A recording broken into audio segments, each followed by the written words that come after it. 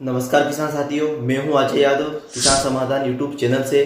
आज हम आपको बताएंगे कि चने की खेती किस प्रकार की जाती है और इन हमें कौन कौन सी बातों का विशेष ध्यान रखना पड़ता है। आज इस वीडियो के माध्यम से हम आपको पूरी जानकारी दे पाएंगे। उसके बाद में हम फर्स्ट पॉइंट की बात करेंगे, हमारी चने की खेती करने के लिए ज़मीन किस प्रकार से होना चाहिए, बुआई का सही समय क्या होना चाहिए। उसके बाद में हम पॉइंट पे बात करेंगे 1 एकड़ में कितनी बीज की मात्रा का उपयोग किया जा सकता है, बेसल डोज में खाद की क्या मात्रा रहेगी। उसके बाद में हम बात करेंगे इसका सही समय कौन सा होता है बोने का। उसके बाद में हम बात करेंगे कितना समय लगता है तैयार होने में फसल को। इन पॉइंटों पे हम अब इस वीडियो में आगे बात करेंगे, तो इसलिए आप हमारे चैनल को लाइक करें, सब्सक्राइब करें और अपने दोस्तों को भी शेयर करें। साथियों, हम अब बात कर रहे हैं ज़मीन का सही चुनाव कैसे करें। किसान साथियों, चने के लिए सबसे जो बेस्ट ज़मीन रहती है वो रहती है काली मिट्टी, जिसमें हम अधिक उत्पादन पा सकते हैं।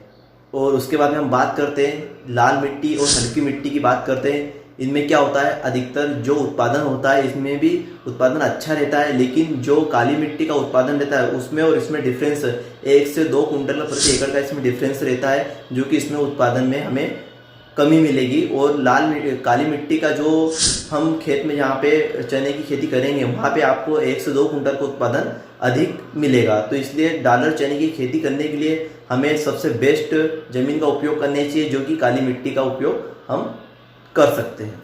बुआई का सही समय क्या है? बुआई का सही समय, चने की बुआई का सही समय जो रहता है हमारा 20 अक्टूबर से 20 नवंबर के बीच में बोने पे हमें डॉलर चने का अधिक उत्पादन मिलता है। यह समय काफ़ी ज़्यादा डॉलर चने के लिए बहुत ही शानदार और बेस्ट रहता है। इसीलिए हमें अधिकतर 20 अक्टूबर से 20 नवंबर के बीच में ही डॉलर की हमें बुआई करना चाहिए, ताकि हमें उत्पादन अधिक मिल सके।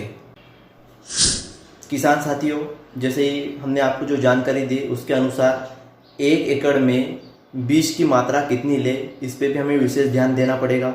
हमें 1 एकड़ में बीज की मात्रा 35 से 36 किलो प्रति एकड़ के हिसाब से उपयोग करना रहता है, जिसमें हम इस ट्रैक्टर के सीडिल के द्वारा भी हम बो सकते हैं। इनमें हमें किस चीज़ का ध्यान देना है, जिस समय हम बीज को बो रहे होते हैं उस समय बीज की जो गहराई रहती है 2 से 3 इंची होना काफ़ी ज़रूरी रहती है, जिसके अनुसार हमें क्या रहता है, जर्मिनेशन काफ़ी बढ़िया तरीके से मिलेगा। उसके बाद में हम बात करते हैं, ये तो जर्मिनेशन की बात होगी। पौधे के बीच का जो डिस्टेंस रहता है ये 3 से 4 इंची होना बहुत ही ज़रूरी है। और लाइन से लाइन के बीच का जो डिफरेंस होता है वो 10 से 12 इंची होना काफ़ी ज़्यादा जरूरी है, ताकि हमें उत्पादन में कोई कमी नहीं मिलेगी। उसके बाद में हम बात करते हैं बेड से बेड के बीच की दूरी।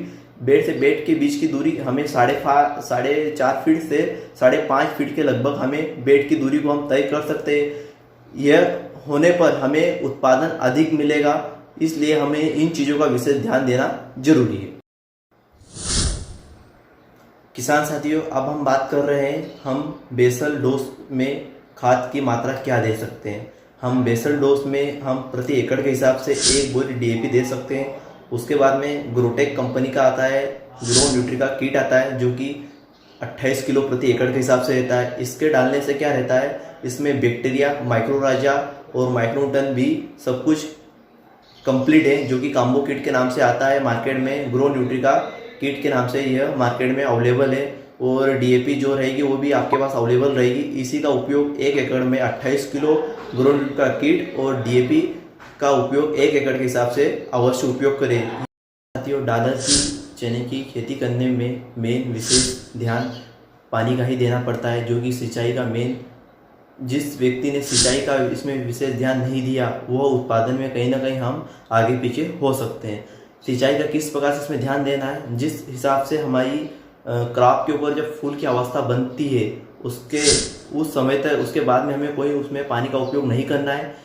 फ्लावरिंग नहीं आती उसके पहले हम इसको पानी दे सकते हैं। जिस समय आपकी जिस जमीन की जो परिस्थिति बनती है, कौन सी जमीन है, उसके अनुसार आपको पानी देना है। जब तक चने में दाना नहीं बैठ रहा है जब तक हम उसे पानी देने की कोई आवश्यकता नहीं है। जब पौधा फ्लोरिंग पे स्टेज पे होता है उसके बाद में क्या होता है, यह स्टेज दाना बैठने के बाद में हम इसको एक लास्ट पानी दे सकते हैं चने को करीब करीब 2 से 3 पानी की आवश्यकता होती है। 2 से 3 पानी में आपको चना सही समय पर बोने पे अधिक उत्पादन मिल जाएगा। हम अगले पॉइंट पे बात कर रहे हैं कि फसल कितने समय में तैयार हो जाती है।